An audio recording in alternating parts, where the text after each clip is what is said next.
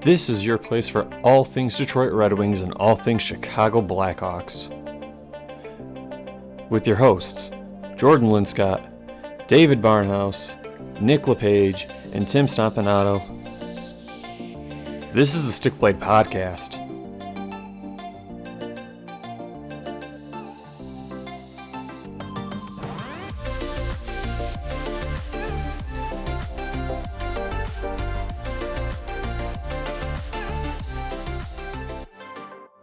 All right, everybody, welcome to another edition of the Stick Blade Podcast. It's your place for all things Detroit Red Wings, all things Chicago Blackhawks, and news around the NHL. On tonight's episode, it's going to be a bit of a short one. There's not really much Wings for the Hawks, or not really much news for the Hawks or Wings this week. Sorry, I had a little bit of a jib jab.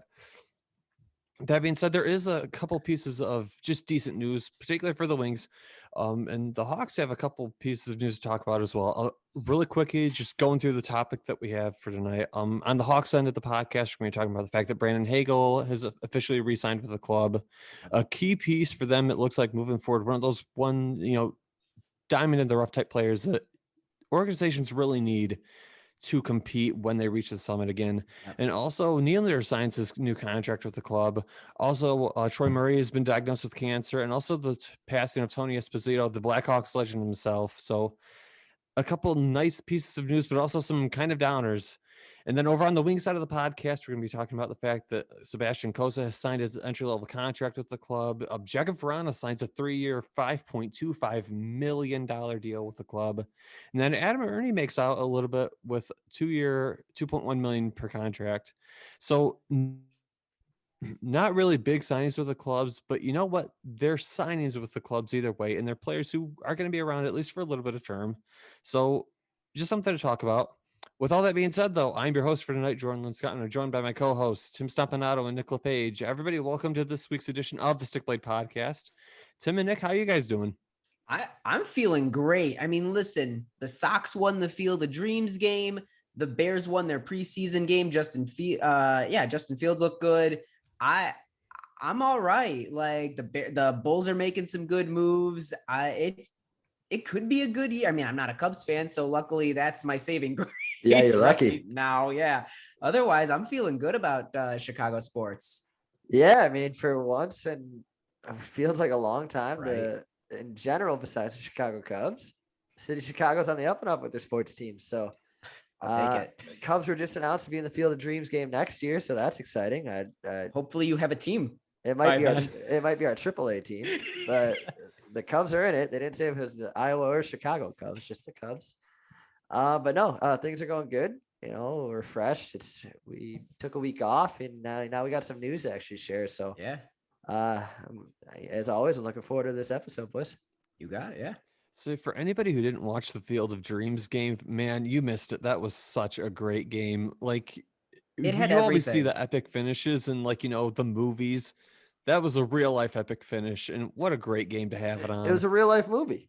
Yeah, I feel like all the stars on both teams did their jobs. Home runs, just great plays. It's the Sox and the Yankees, so it's this like wonderful rivalry competition there with two huge teams. Kevin Costner with the narration, it was fantastic. It was a well put together piece of media on top of a fantastic game. Why can't the NHL have games that are more like this? Like, we don't know how to have fun. I mean, they kind of got a little wonky with it at Lake Tahoe last year. That got real wonky. It didn't really go live up to expectations, but they're trying. I mean, they got cools. Like the Winter Classic is cool. It's always great with it. New Year's Day, it makes you wake up and a little giddy for the players. Oh, too. absolutely. It's like they get to play outdoors where they first started. So, but yeah, I mean, the Field of Dreams, I don't think really anything could touch it. It's just an iconic. It's turning into a landmark. Well, and the NHL is so rooted in tradition, and they sort of take themselves very seriously. Yeah. So even our cool, different things they do are still like the NHL. We're still not good at letting go and having a little bit of fun. And I feel like the Field of Dreams game, baseball's been pretty good about, letting loose and hey, this is going to be goofy. This is going to be fun. The All-Star game for us is probably the closest we get the skills competition and the fun with that. But even then, it's sort of predictable. Yeah. I don't know. I look forward to this version of the NHL that's moving forward, where we're seeing a little more personality in guys and seeing that not get squashed as quickly as it used to. And I think as we move in that direction, we're going to start to see more experiments like the Lake Tahoe game, and maybe like some more fun, quirky, unique things to get non-traditional fans, catch their attention and like say, okay, I'll check this out. Let's see what this is all about. Yeah. I think, that's really the only option that could go, is just like more natural locations. Yeah. I mean, I'm trying to think of like outdoor locations they could actually like really host on. Played on Lake Michigan, just on Lake that Michigan. that I actually mean, be kind of cool. Listen, that would, if they could pull that off, that would be awesome. I would be all for that. It'd be like, I mean, you got the Chicago skyline there. Give the Blackhawks yet another outdoor game. Play between the Red Wings, Blackhawks. You know, I'd love that. I mean, that'd be Yeah. great.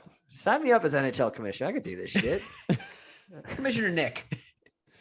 Just man, I feel like the NHL has such an awesome ability to have cool outdoor games, and I feel like we're just not doing it. Like the MLB, the Field of Dreams game was perfect. I mean, but MLB's been around a lot longer. I mean, it took them that long to kind of do that. So the not the Blackhawks, the NHL is kind of scratching the surface with it. I think they got a little, they tested their boundaries with Lake Tahoe. I think we'll see another experiment here there soon. As long as the ice doesn't melt, I'm good. Yeah, right. Don't play it in California, maybe. Maybe I might be, hear it's yeah. kind of hard for ice to stay cold. But anyway, let's go ahead and move on to hockey because this is a hockey podcast. So they tell me. So Yeah. I kind of want to just jump into the Wings news this week, because I feel like a lot of it is a lot more impactful to what the club's going to be doing long term than what the Hawks are doing right now this week. So the first piece of news: Sebastian Cossa signs his entry level contract with the club. The goaltender who they signed or who they drafted this year at, I believe it was 15 overall, 16 overall. Yeah, I think it was 15. Yeah. So he signs his entry level with the club. I've seen people already getting hyped up on him. I want to squash rumors right now. This kid is not making the NHL, No, God, barring no. some insane showing at camp. He's going to probably be going back to the Edmonton Oil Kings, or if he's really lucky, the Grand Rapids Griffins. But it's Edmonton Oil Kings. But what I do like about this contract signing is this: it means that Detroit has faith in him in Yes. a very short term to be a difference maker, or at least to be a AHL, if worst case scenario, goaltender in 3 years. And for a goalie, that's a great track record to be towards the NHL. It's at age 21, you're maybe making the show. That's a great sign for the Wings. Yeah, they wasted no time on this. Because with the CHL player, usually you get 2 years until you have to sign that entry level contract, because regardless, he's going to be in the CHL for at least the next 2 years because he's Right. still eligible as a junior. But no, I mean, they locked him up quick. I mean, obviously it's not going to burn his contract, but that third year he's automatically going to the Grand Rapids Griffins. They don't have to work anything out. They don't have to, he's locked up. So it's exciting. I mean, they obviously Stevie Y sees something in him. It's like, well, he can make an impact. Maybe he can make an impact sooner or later rather than later. And yeah, I mean, it's good to see, already locking up a key piece of your future and Sebastian Cossa. Well, I mean, Yzerman even mentioned in his post-draft discussions that when you've got because you've got Ned and you've got Grice, because when you've got goaltending like that, that's when you draft a Cossa, and they're going to give him all the time in the world to develop. To me, what this signing is, it's the same reason that the Hawks signed Reichel and we had immediately signed Boquist, knowing that he was years away at the time from playing the NHL, was control of development. The Wings are going to now have control of Kossa's development, and they can have their guys up there working with him, the organization sort of guiding and structuring his training practices.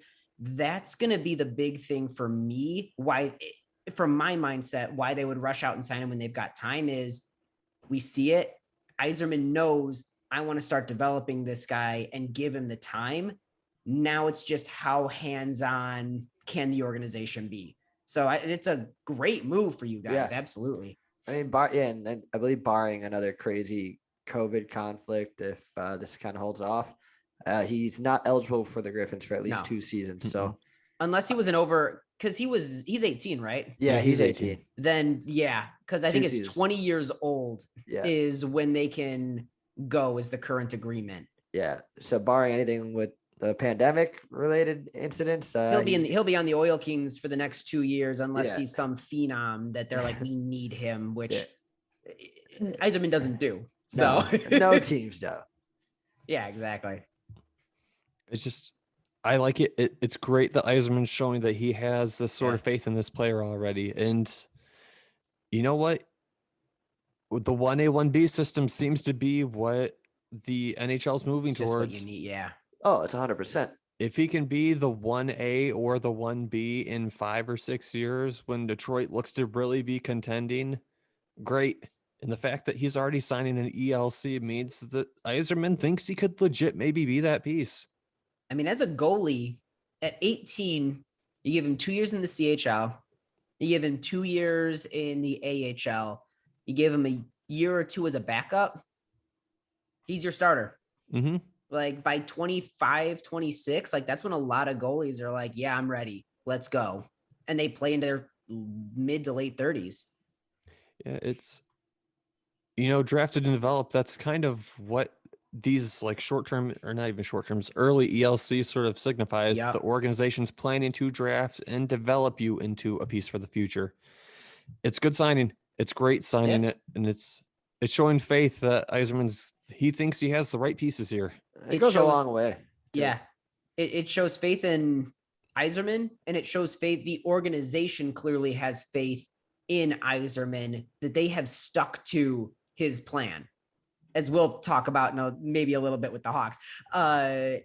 He made a plan, and every piece that he's made, including the Cossa signing, all fall into place of like just checking things off of his the Yzer plan. It's phenomenal.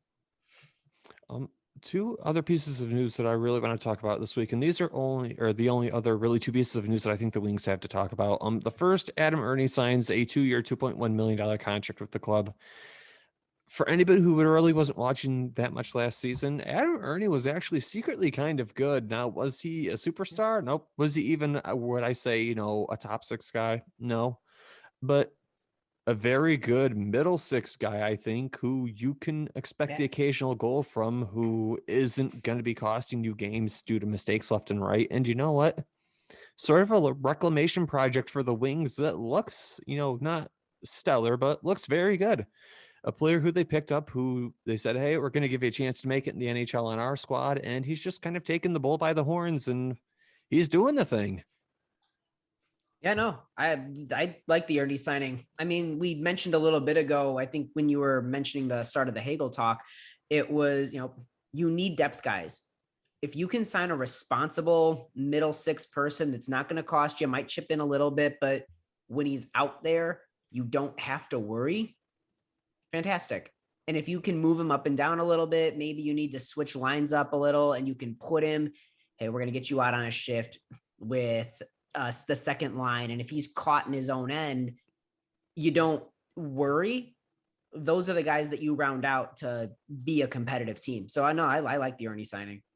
No, I really love this signing for the Wings. I mean, they're using the money that they have disposable to them. I mean, 2.1 million is not that much. No. I mean, he had 11 goals and 20 points in 45 games last season. So just under half a point a game. So that's promising for a guy that could play up and down the lineup, and not to mention he's one of Steve Yzerman's Tampa Bay boys that he drafted when he was in Tampa. So he has some loyalty to Adam Erne. And, I think this is going to go a long way. He's one of those guys that, like Tim and you both said, it's depth, and you can't have enough to depth. Never. And this is a type of guy that, hey, he might be around for a while just because he's going to fill the role for anything that he needs. So I really love the signing for Detroit.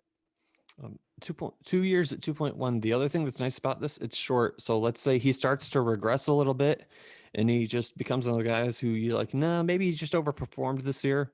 You don't have him for long either. That's the other thing that's nice. You don't have this guy sticking around for 5 or 6 years. Right. It's a 2-year deal. If he doesn't perform up to par, You trade him, you let him walk, and that's what it is. No hard feelings. He made out like a bandit, and everyone's happy. I mean, another way to look at it too, if he blows up, 1 year of his UFA is covered. So yeah. Again, the way I sort of look at it, even at 2.1, if he does an okay year and then like regresses, it's still, you could put that in the AHL and bury that a little bit. And like, you'd save some cap and it wouldn't be eating too much down there. All in all, it sort of covers all your bets. There's nothing not to, like you said, you've got the money. There's no reason not to do this right now. Yeah. I mean, there's really no risk. There's no risk, and you got to prove it, a guy that's on a bridge deal and, kind of prove it. Let's see if you can continue the production from last season. And then the last piece of news that the Wings really have to talk about, it's Jakub Vrana signs a 3-year, $5.25 million contract with the club. Now, this one I think is either going to go very well, or I think the Wings are going to be kicking themselves for it. Because if you look at the stats, Jakub Vrana is a great scorer. He's one of the Wings' best scorers. Not even if you take like the sample size that we had last season away and you look at his overall career stats, his overall career stats are very good. Yeah. I think they warrant $5 million. The thing that scares me about this is that it's a 3-year deal. And if the Wings really do think he's a long-term piece of the club, that 3 years is going to about take him to the point where the Wings are really looking to contend again. And I wish they would have locked him up longer. But he had arbitration, and the way that negotiating process goes, I sat back and I was looking at this as that's a very reasonable contract and reasonable term for Jakub Vrana. He was clearly asking for more. Again, anytime it's arbitration, it's going to be a tricky process. And they avoided arbitration by offering him this. So I think he would have gotten more in arbitration, because we knew he wanted to be paid like at least a top 6 player. That's I feel like the 3 years was a good blend of keeping the cost reasonable while also not putting him on. I'd rather have a 3-year deal than a 1-year deal at 5 point something. Because at the next point, if you do get 3 years down the line and you're ready to contend, you're either gonna pay him or trade him at the deadline. You're gonna know by then what you want from it, or you're gonna let him go. He's either going to be worth it or he's going to be a trade piece to me, in my mind, because I think there's no doubt that he's going to continue to score, especially in the role he's going to be given. It's just going to be a matter of when the time comes, is he an $8 million guy that you're saying, okay, we're going to lock you up for $8 or $9 million for this is your big contract? Or is it, we've got these other pieces that have grown around him. Yeah. I think it's a good 3-year deal on a reasonable hit for what it could have been with arbitration. Yeah, I mean, his analytics just point out that he's everything that he's drawn out to be. He's this elite offensive weapon that, his finishing rate is rated at 93% in percentile in ridiculous. The league. So, and then goals per 60 is ranked at 100%. So he's top tier in that. So, yeah, Jakub Vrana, he's an interesting piece because this is going to be his first full season as a Red Wing. He's going to play with Dylan Larkin. He's going to get used to all that. Now they're Bertuzzi. The only thing really knock on him is his defense, and that's not what he's there for. He's there to put the puck in the back of the net. And so I think 5.3, it's when you're going against arbitration with a player like Jakub Vrana, your back's against the wall. So this is just a way to avoid it. It's a 3-year deal. It takes him to his age 28 season. And then, you could offer him that big 6-year contract in the future, 7-year contract. So, you got to be excited though. You're locked up. You don't have to deal with this stuff for at least another 3 years now. Yeah, I like the fact that he's going to be around for 3 years. I really liked what we saw with the sample size, even with Washington, what we've seen from him before the Wings acquired him. I liked what we saw. He's a very gifted offensive player, and defensively, is he great? No, but again, he's not here to play defense. That's how he's there for. Patrick Kane didn't make 10.5 a year playing defense. There's guys that you just don't. You know what you're getting with them, and their job is to score. And if they've got, you don't have to play defense if you've got the puck and you're putting it in somebody's net. Yeah. And he's going to immediately, because this will be the first year that he'll be with the Wings all year. He's going to be your number one offensive weapon. I believe that 100%. Like, I know Zadina's there, but I think Zadina's rounded out his game, and I think he's going to be a more well-rounded player. I think if you're looking pure goal scorer, Vrana's your guy. And I think that he takes a lot of pride in that. He wanted to be that top 6 first line guy in Washington. There was a lot of, back and forth there of like, where do I fit into this picture? He fits in that. He has a role in Detroit, and I think he's going to thrive in it. Yeah, he's in a very exciting piece. I mean, he's lightning in the bottle. He's so fast, got a hell of a shot. Yeah. I mean, he fits better than Malta did with you guys, and not to mention also the other pieces you got in return for that trade. So, I mean, I feel like this takes you, that third year is really when Detroit, like that third year, he's like that final year of his contract is when you see Detroit like competing. Yep. I agree. And that's I think that's a big piece with Yzerman too. It's like, hey, let's see what we look like when we have a good squad and what you do. So, I mean, fair term for salary. It's a relatively cheap price for a guy who could put 40 pucks back in the net. I just hate the fact that we've been pumping Detroit's tires so much. Like, this sucks. You guys made some really great moves, smart signings, like your whole process. It's easy to take the rivalries and like all the other stuff aside and say, objectively, these are really solid decisions, and your team and your organization are on the right track moving forward. So I hate it, but I can't help but be excited about it. No, yeah, you see logic in it all. Yeah, it all makes sense. I don't like it. No. This is, and then I have one last piece of news I want to talk about. I forgot to mention it at the top of the show, but a couple of the prospect rankings have came out this season for players who are expected to potentially win the Calder. I'm trying to remember who the list I was looking at was from, but somebody had Lucas Raymond ranked at 2nd, just behind Cole Caulfield at 1st. And Moritz Seider, they had him ranked at 5th. Now, Moritz Seider, I can buy at 5th. I can absolutely buy that kid at 5th. Yeah, I mean, you guys think we maybe potentially see a defenseman win the Calder and not they immediately just give it to the highest scoring forward? That's the tough part. I mean, Seider's really going to power play a quarterback a power play.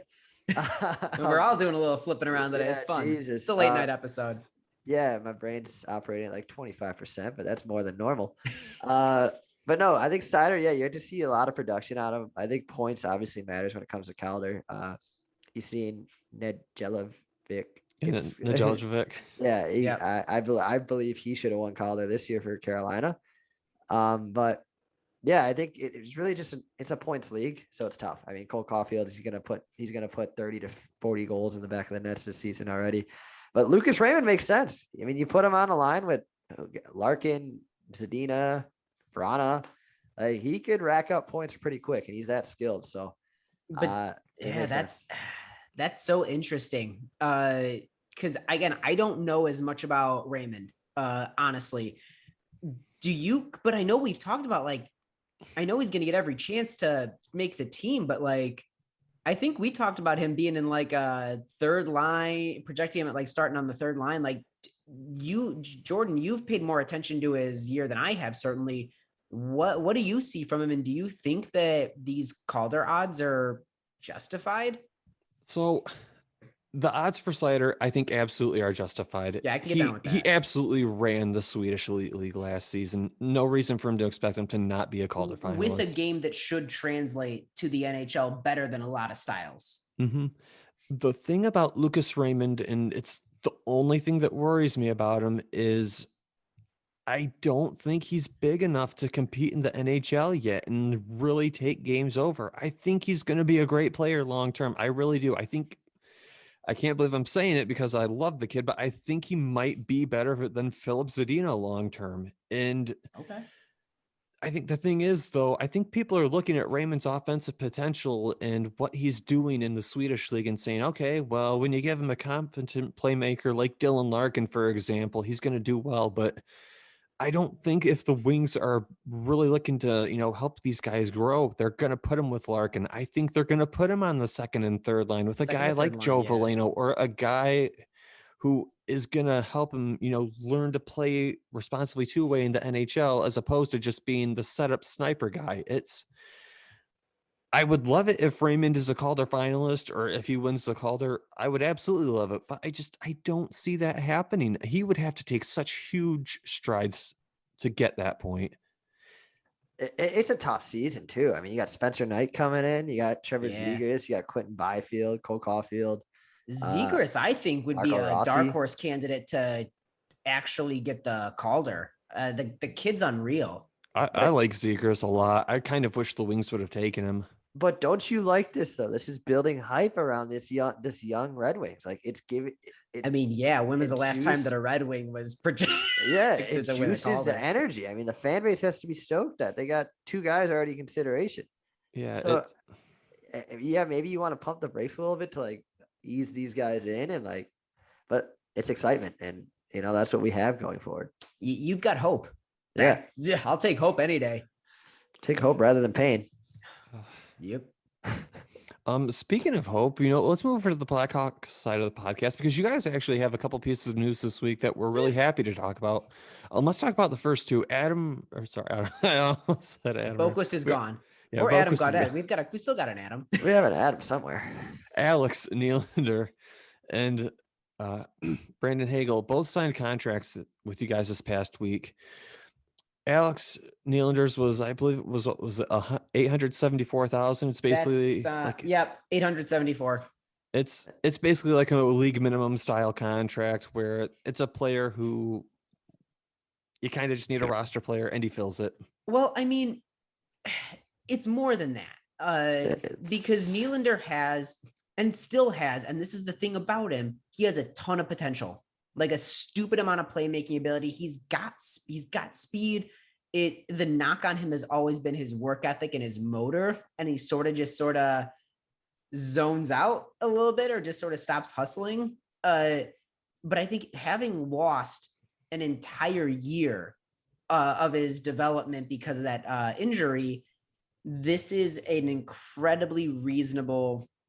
Obviously, he didn't fight it or anything like that, but this is a chance to say, hey, when you were out, it's sort of like what's the Svechnikov. Yeah, where guys just all of a sudden we have a whole team and Nylander is no longer a guaranteed fit for the team, but this allows the Hawks to say, hey, now you've got competition. Can you tap into all the things that made you a first round pick? And on Nylander's end, it's an absolute show me, prove it year. And hopefully he can convert it and cash in. Yeah, I mean, you don't hate the deal. I mean, No. I think we said it a couple of weeks ago, Tim, anything less than $1 million, you can't complain. Nah. It's free money.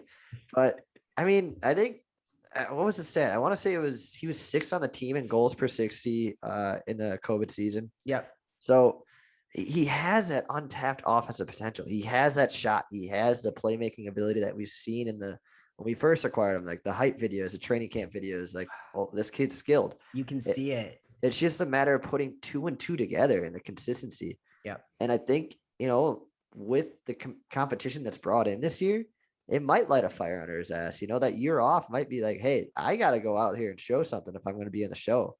And I think this is it. I think this 1-year deal, like, hey, you're playing cheap this year. Go score some goals. Go do what you're supposed to do, and you can get the big boy bucks. So yeah, I love this signing. I know a lot of people are kind of already off the Nylander train, which I don't know why. I mean, we've seen a season of him. And like you mentioned, in that season, he was in our top 6 of goals scored. Like he is the depth scoring that we talk about.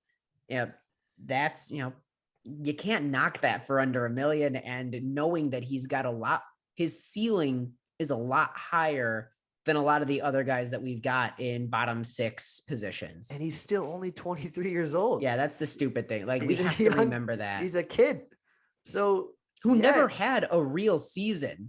Yeah, I mean, it was treated like, I mean, not treated. in Buffalo. Yeah, he was in Buffalo. They don't know what they're doing ever. And then he was on a Hawks team that got lucky and made the playoffs because of an extra playoff spot. So, I'm willing to buy in. You know, I think he has still that potential, and you know, he just hasn't gotten to show it really because injuries derailed it, and a wonky season and COVID derailed it. So, and then a season off, so maybe a fresh mentality, fresh set of legs, and you know, another year under the system. So I hope this is. I think we see maybe a 20-goal season out of Nylander if he's in the lineup consistently. I'd love that. I have no reason to not be on board with this.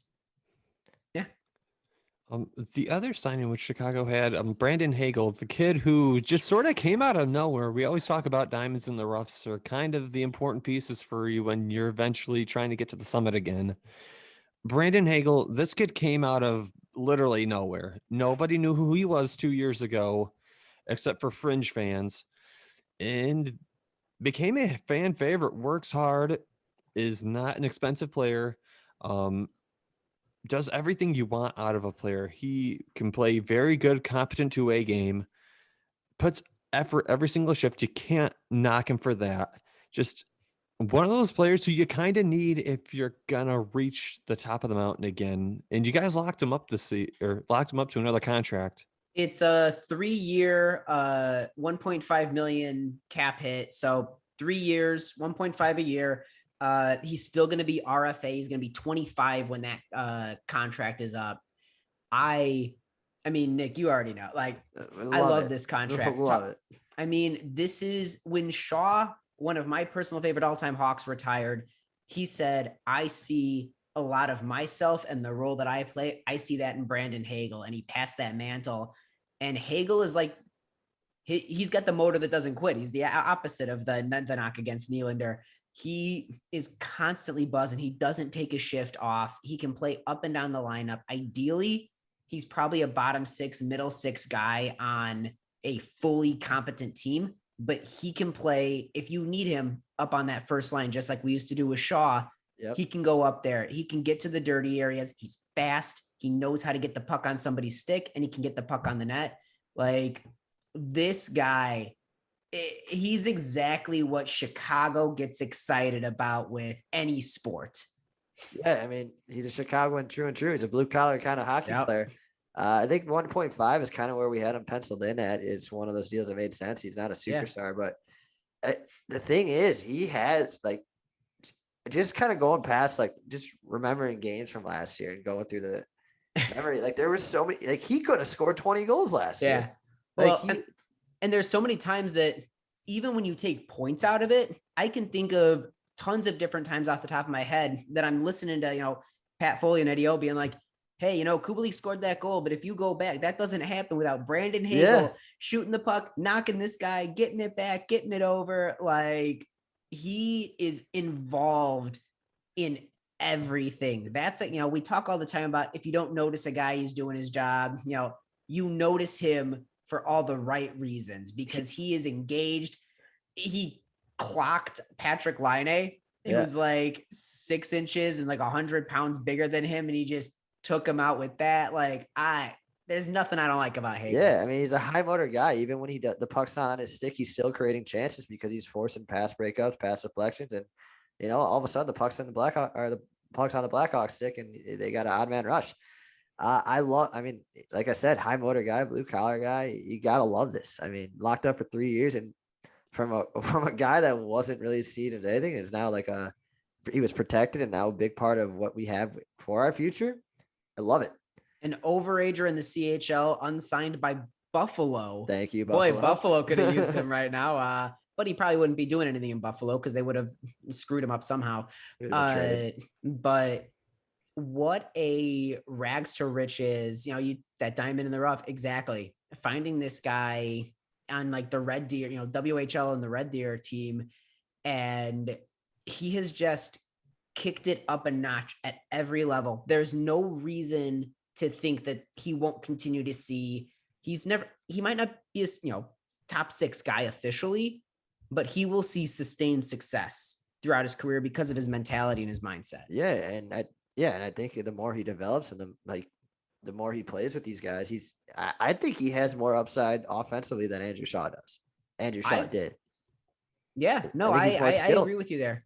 And God, I mean, you got to be excited about it. He's fat. He's deceptively fast. Nobody knew about that speed. No, but all of a Yeah. sudden he's there, and you're like, wait, what? Like he's blowing past everyone. But I mean, just quickly now that we talked about those two recent RFA signings, holy hell, the Blackhawks have a bottom 6 forward logjam. I mean, Yeah, Tyler Johnson, that's a big issue. Tyler Johnson, Brandon Hagel, Dylan Strome, Philip Kershev, Adam Gaudette, Alex Nylander, Ryan Carpenter, Juhar Kariya, Brent Connolly, Henrik Borgstrom still has to be in there, Lucas Reichel, Mike Hardman, and Mackenzie Entwistle. I'm excited for this forward group. Honestly, that bottom, like I'm already putting people in my head, like, okay, they're going to go there. Like they're going to go down to the AHL for a bit. Like we can put them there. That's our 13th forward, but it's going to be like a real competition this year. And that's really, really exciting. Yeah. I mean, I'm thrilled.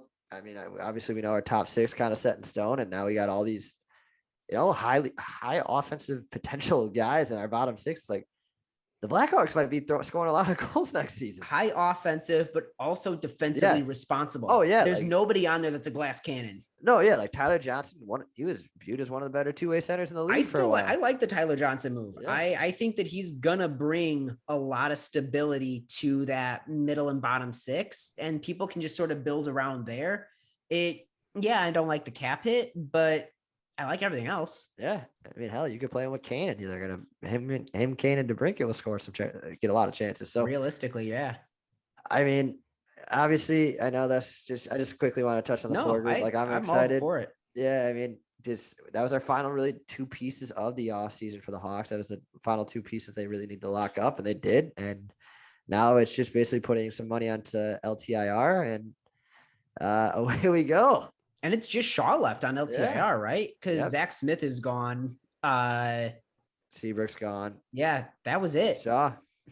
And I believe we are going to be cap compliant for day 1, which will allow us to then put Shaw on in-season LTIR for in-season flexibility. Yes, we are. I think as of right now, we have like $2.5 million when Shaw goes on LTIR in season. Perfect. Now I can't really remember if the NHL said if they were going to do it or not, but do you guys know if we're going to get to have the taxi squad again this year? I don't believe so. No, not as of now. Okay. Everything that I've seen is saying that was 1 year because of COVID, which That's is what I figured. Kind of a shame because I kind of liked it, but at the same time, it's going to allow a lot of those guys who were just sitting there to be playing consistent games in the AHL, which isn't bad. So I mean, I like the system. I liked it a lot, but I don't know. I feel like there are teams who would really benefit, especially this season, from that system. The Hawks being one of them.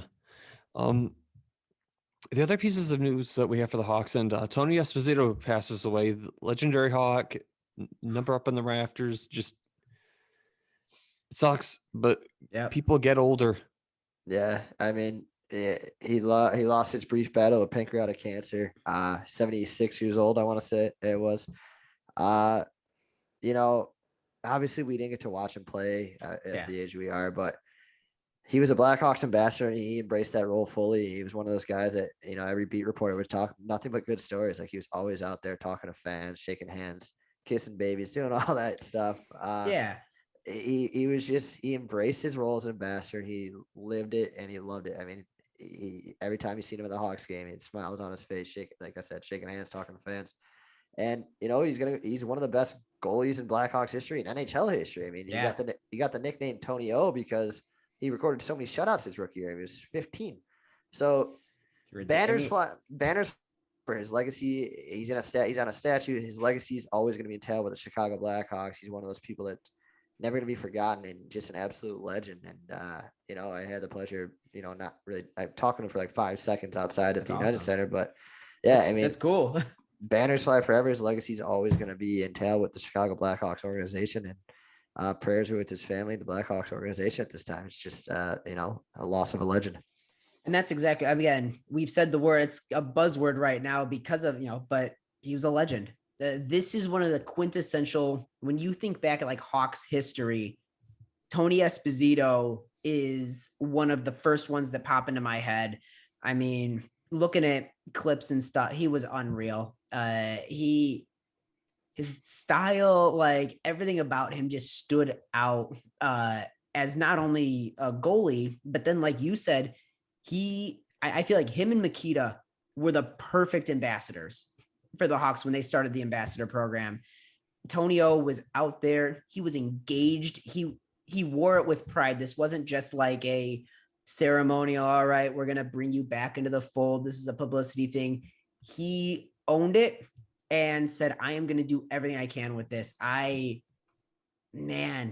Exciting to watch. Again, like you said, we never got to watch him during his career, but we got to watch clips. And the guy was ridiculous. It's absolutely ridiculous. And yeah, again, just, thinking of his family. Yeah, it sucks. It sucks when, any of these legends that have been built up over time, they, pass away.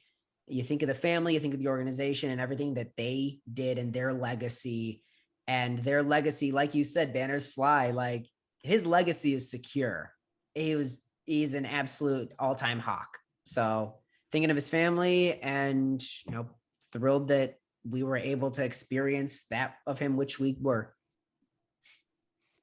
The last piece of news that I have for the Hawks is Troy Murray, correct? Yep. He, is officially diagnosed with cancer. It came out this week. It's unfortunate. I mean, I don't know really what else to say to it at that point. It's unfortunate. Go ahead, Nick. I mean, again, it's just shitty news after shitty news. Former Blackhawks player for many years, and then now our color analyst for play-by-play on the radio.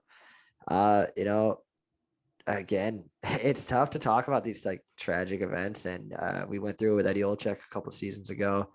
And obviously, prayers are with the Murray family and Blackhawks organization. It's just, it was within a day each other. We got these news about. Yeah, that was a rough week. Yeah. So hopefully we get Troy in the booth when he's healthy. But obviously, first things first is his health, and he's going to fight this battle. And, he's got a whole city of Chicago rooting for him, and along with the whole NHL community. So, I mean, prayers for a speedy fight and fight the good fight, Troy. And, we're hoping we get to listen to you again because he's one of the most entertaining on radio.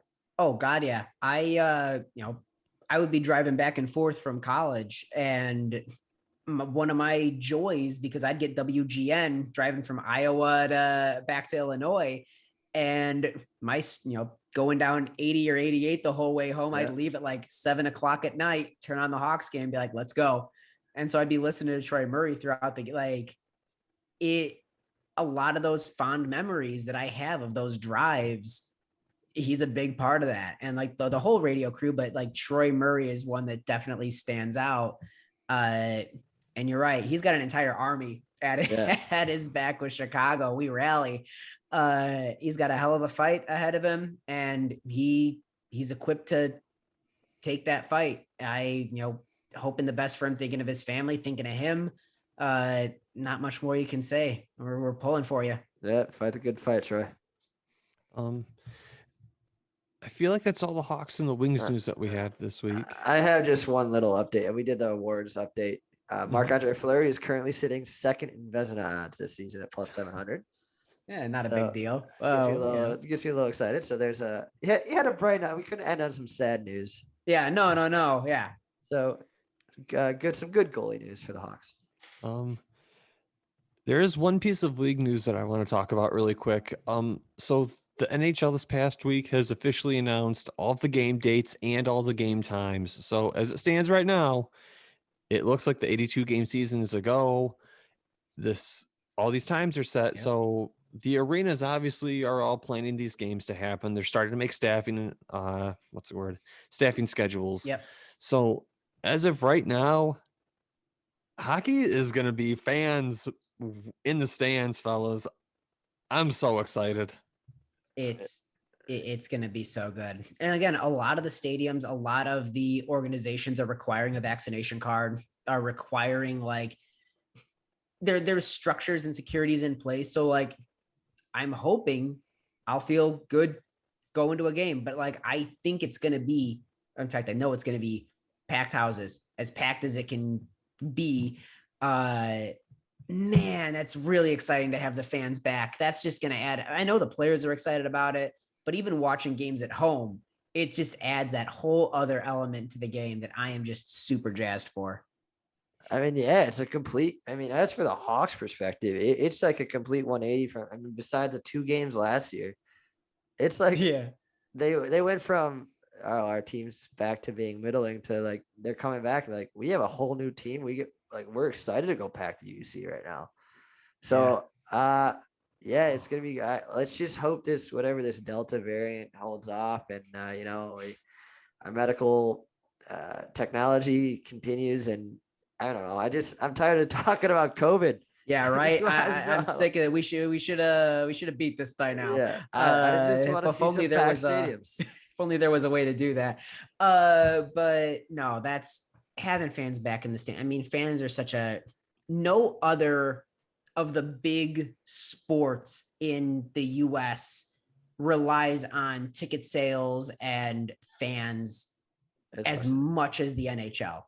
And man, it's a whole missing piece of the games, of the whole system. And so I'm just over the moon that they're going to have fans back. I mean, after all, this is what the games are for. It's for the fans. It's for their entertainment. And, let's hope we have a full season of packed houses all across the United States and the 8 teams in Canada. And I mean, away we go. There we go. Can you guys imagine how loud the chants are going to be at Little Caesars and at the United Center when the teams come back? It's going to be that first national anthem that Cornelison rolls out. It's going to be insane. I'm so excited. And then when Detroit comes to town, we get that Detroit sucks chant going. Yeah. Oh, baby. I'm already thinking about it when Keith comes back and they do the return for him. Like everything is going to be everything that would have been electrifying to begin with is going to be so supercharged this year. It's going to be insanity. I'm so excited. But I don't know. I thought that was a great piece of news to come out this week, and it's great. It's what hockey is all about. It's about the fans in the stands cheering and shouting and screaming. It's the experience. I went to a game last season when they only did the 25 capacity or whatever it was. It wasn't the same. It just was not the same. They still got to celebrate not only Patrick Kane's 1,000th game, but his 1,000th point too, right? We have a lot of celebrations to catch up on. And frankly, it's a big deal as well for all the wage and gig workers. A lot of, I don't know about the Little Caesars arena, but I know with the United Center, it's a lot of contracts and we're bringing in these people to do this stand. And it's a bunch of different contracts and a bunch of gig and wage workers.